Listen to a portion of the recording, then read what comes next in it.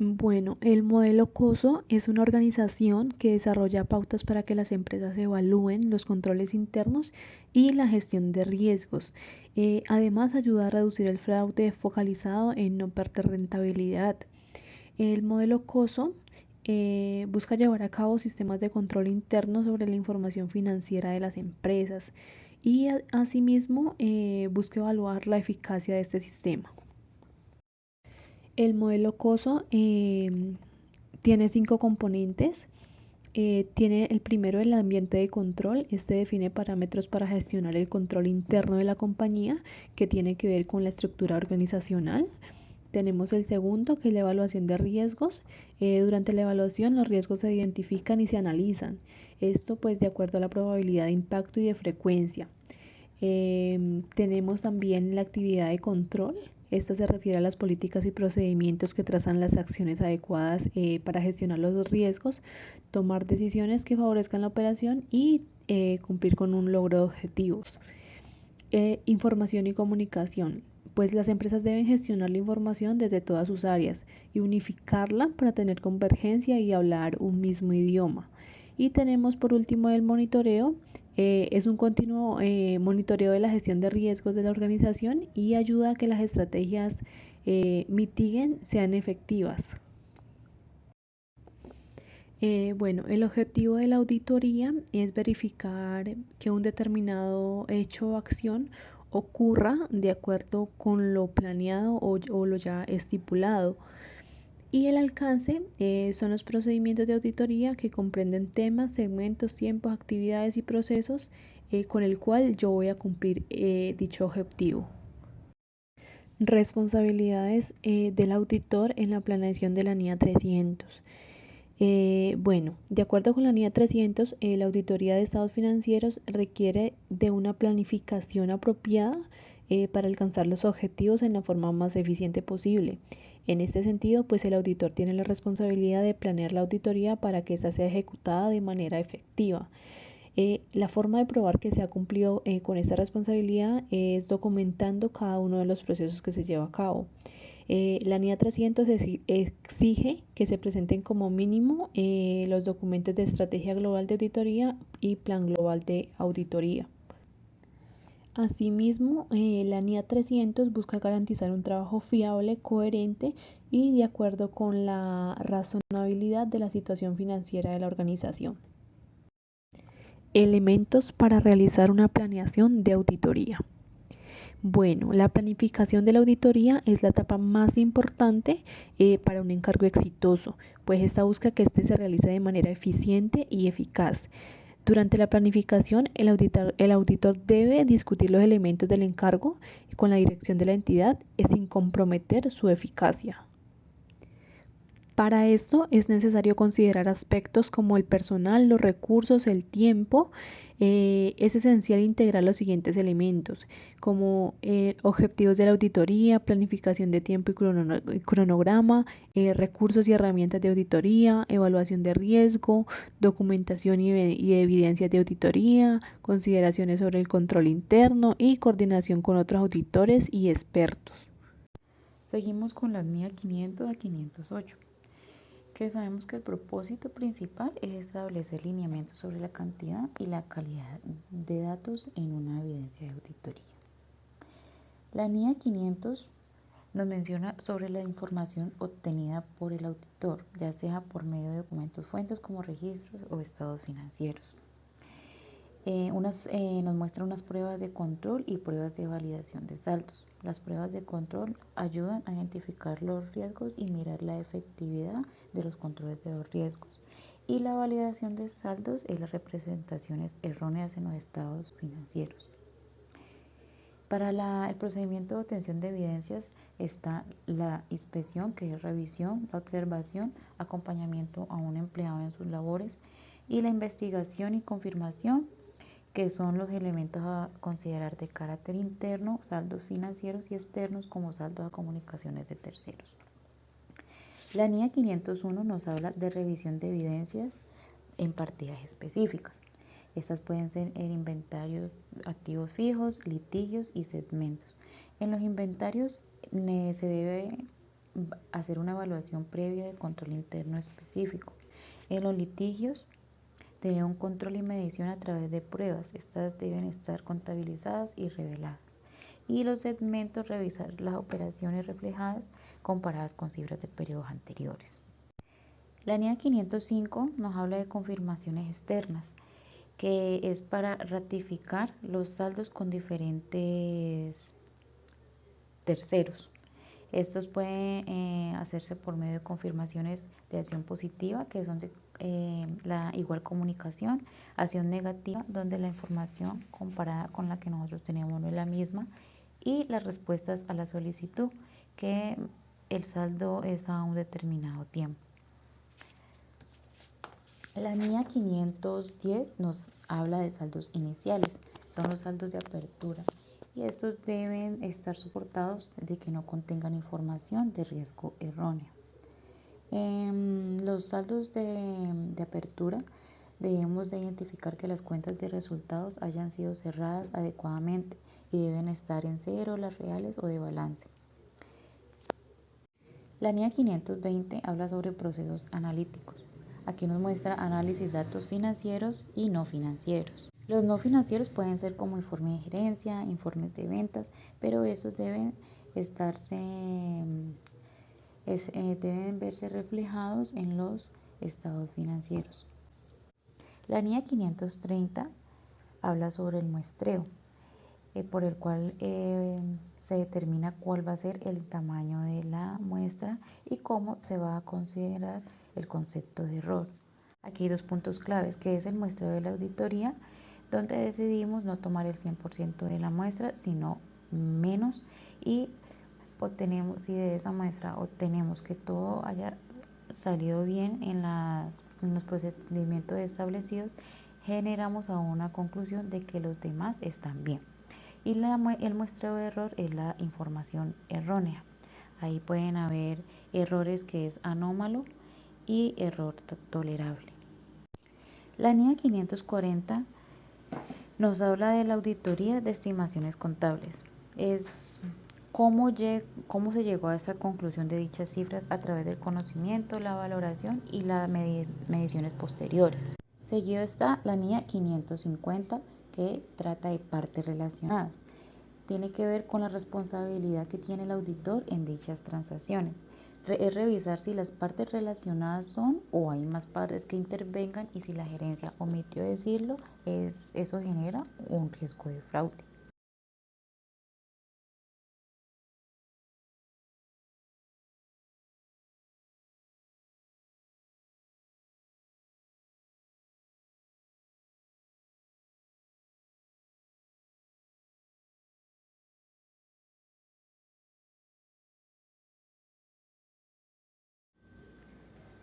Seguimos con la NIA 560, que son los hechos posteriores. Es la emisión de los estados financieros entre la fecha en que se generan y la fecha de su dictamen.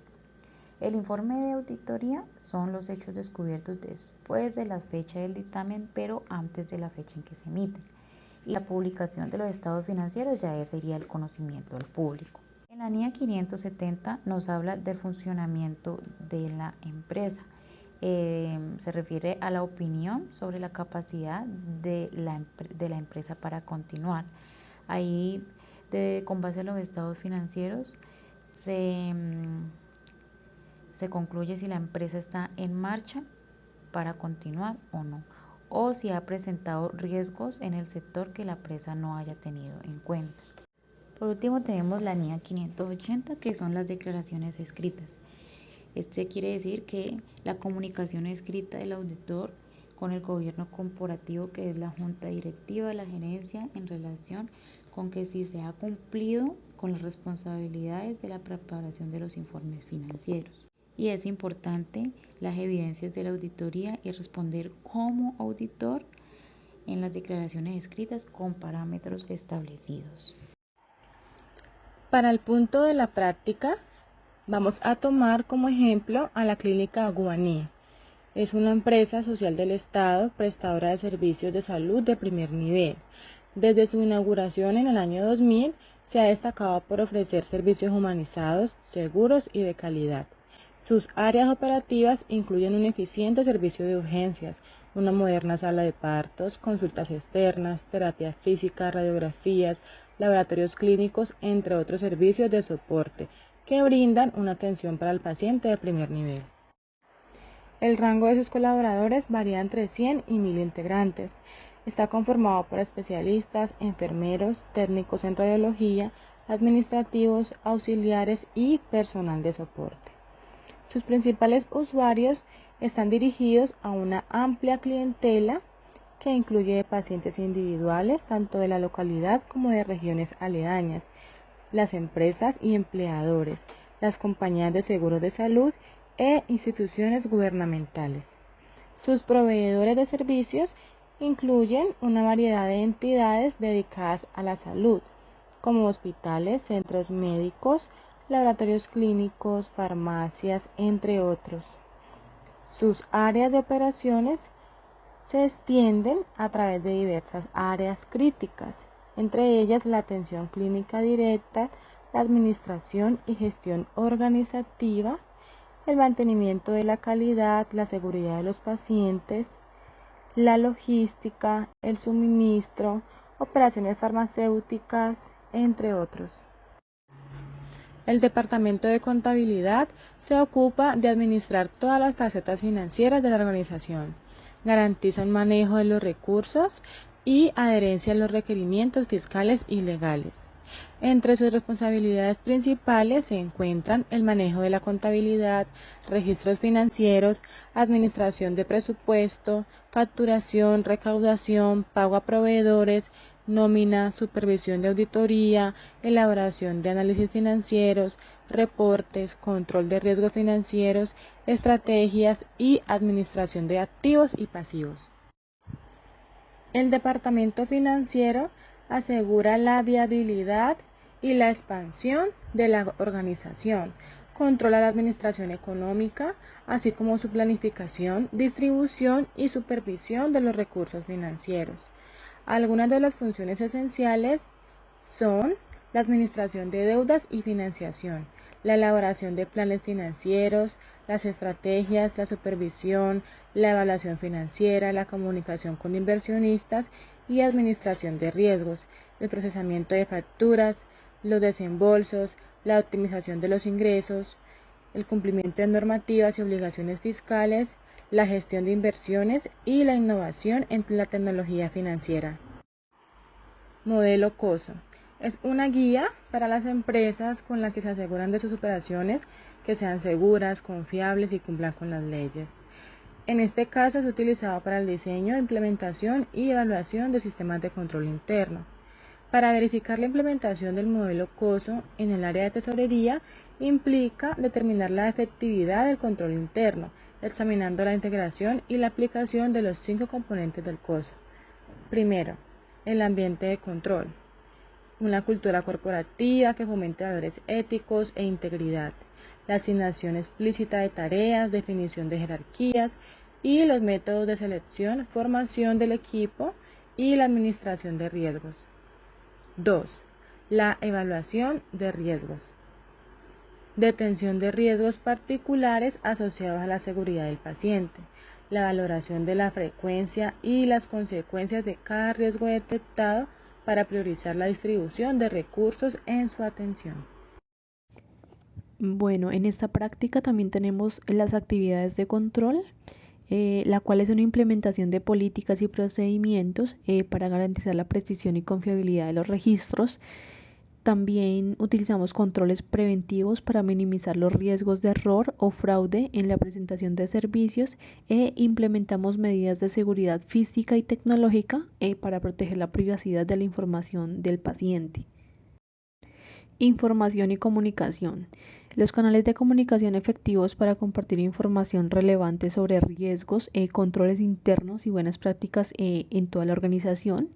Generación de informes periódicos del sistema de control interno y la gestión de riesgos para la dirección y otros grupos de interés. En el monitoreo Se hace la realización de evaluaciones periódicas del sistema de control interno para identificar áreas de mejora y oportunidades de fortalecimiento. Asimismo, la implementación de mecanismos de seguimiento y supervisión para el cumplimiento continuo de los controles internos y la gestión efectiva de los riesgos.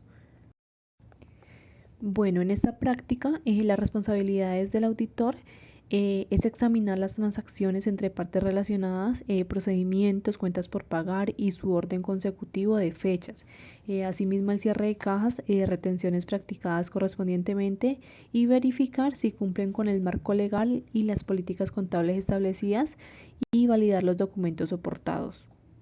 Recursos para emplear una auditoría en la parte de tesorería en una empresa son un software de búsqueda de archivos, un software de recuperación de archivos borrados, personal permanentemente responsable del sistema de gestión, documentos de referencia que pueden ser normas, manuales, procedimientos y equipos de cómputo actualizados.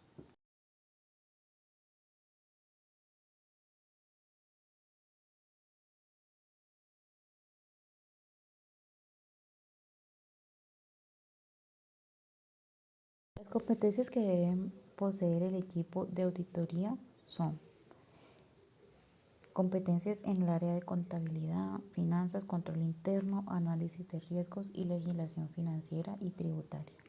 Además de las habilidades en auditoría interna, también deben tener un buen manejo de herramientas y software especializados. Deben tener una capacidad analítica, una comunicación efectiva y trabajo en equipo. Estos son fundamentales para llevar a cabo una auditoría exhaustiva y precisa en el área de tesorería. Seguimos con revisión de informe de auditoría. El objetivo es tener integridad y precisión de la gestión del efectivo y su equivalente de la entidad. Se pueden analizar aspectos como el control interno.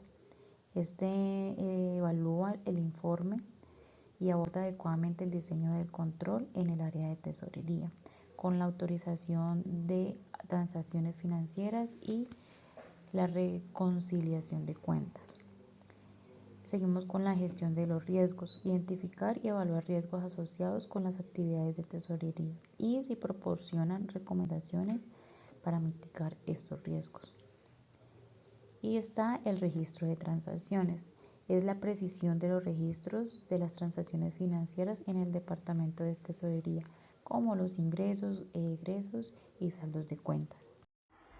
Los procedimientos de auditoría necesarios para realizar el proceso de inspección, donde el auditor revisa los documentos manuales y el sistema contable. Luego acompaña a un empleado específico para que éste desarrolle sus funciones y el auditor pueda observar y entender los procesos. Por último, el auditor profundizará en los elementos que deben considerarse tanto internamente como externamente y asimismo corroborar su validez. Las reconciliaciones bancarias se comprueban la realización de manera regular y si el informe se analiza adecuadamente entre la correspondencia de los saldos bancarios y los registros contables de la compañía. La gestión de efectivo. Se examina si el informe aborda la administración del efectivo, los saldos y la administración de las entradas y las salidas de los fondos, la maximización de la liquidez disponible. Divulgación financiera. Se determina si el informe contempla la evaluación de la divulgación respecto a las operaciones de tesorería en los informes financieros, verificando su alineación con los estándares contables vigentes.